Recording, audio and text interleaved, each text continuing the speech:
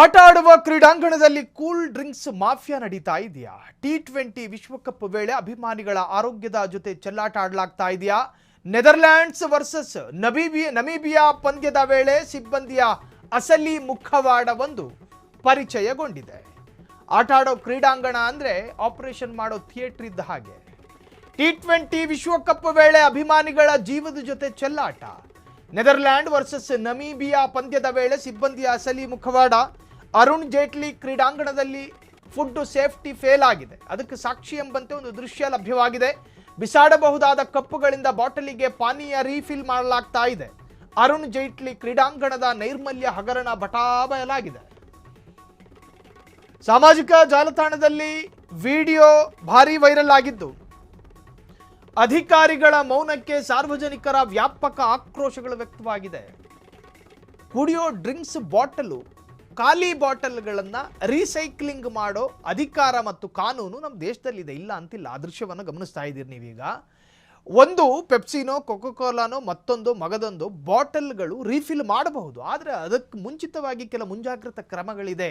ಆ ಬಾಟಲ್ಗಳ ಒಳಗೆ ಸೂಕ್ಷ್ಮಾಣು ಜೀವಿಗಳಿರ್ತವೆ. ಅದನ್ನು ಕೊಲ್ಲೋದಕ್ಕೊಂದಷ್ಟು ಕೆಮಿಕಲ್ಗಳನ್ನು ಹಾಕಲಾಗುತ್ತೆ.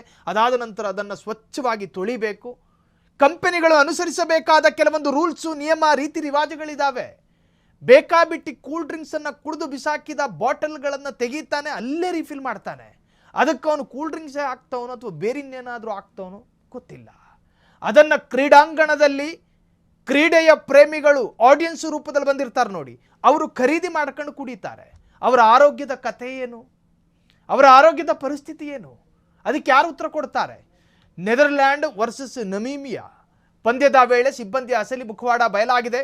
ಆ ದೃಶ್ಯದಲ್ಲಿ ಸ್ಪಷ್ಟವಾಗಿ ಅರ್ಥ ಆಗ್ತಾ ಇದೆ. ಯಾರೋ ಒಬ್ಬ ಗ್ರಾಹಕ ತೆಗೆದು ಕುಡಿದ ಆ ಒಂದು ಬಾಟಲ್ ಖಾಲಿಯಾದಂತಹ ಸಂದರ್ಭದಲ್ಲಿ ಆ ಬಾಟಲನ್ನು ತೊಳೆಯದೆ ಅದಕ್ಕೆ ಮತ್ತೆ ಈತ ರೀಫಿಲ್ ಮಾಡ್ತಾನೆ.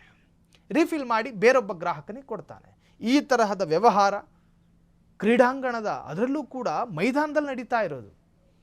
ಆಟ ಆಡೋ ಕ್ರಿಕೆಟರ್ಸ್ಗಳು ಕುಡಿದ್ರೆ ಅವ್ರ ಆರೋಗ್ಯದ ಕಥೆ ಏನು, ಇನ್ನಲ್ಲಿ ನೋಡೋದಕ್ಕೆ ಬಂದಿದ್ದ ಆಡಿಯನ್ಸ್ಗಳು ಖರೀದಿ ಮಾಡ್ಕೊಂಡು ಕುಡಿದ್ರೆ ಅವ್ರ ಆರೋಗ್ಯದ ಕಥೆ ಏನು, ಬಾಣಂತಿ ಹೆಣ್ಣುಮಕ್ಕಳು ಕುಡಿದ್ರೆ ಅಲ್ಲಿ ಕತೆ ಗೋವಿಂದ.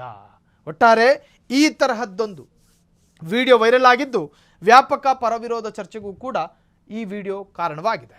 ಕ್ಷಣ ಕ್ಷಣದ ಸುದ್ದಿಗಳಿಗಾಗಿ ಫ್ರೀಡಂ ಟಿವಿ ಸಬ್ಸ್ಕ್ರೈಬ್ ಮಾಡಿ, ಲೈಕ್ ಮಾಡಿ ಹಾಗೂ ಫಾಲೋ ಮಾಡಿ. ಹೊಸ ಸುದ್ದಿಗಳ ನೋಟಿಫಿಕೇಶನ್ಗಾಗಿ ಬೆಲ್ ಐಕಾನ್ ಮೇಲೆ ಕ್ಲಿಕ್ ಮಾಡಿ.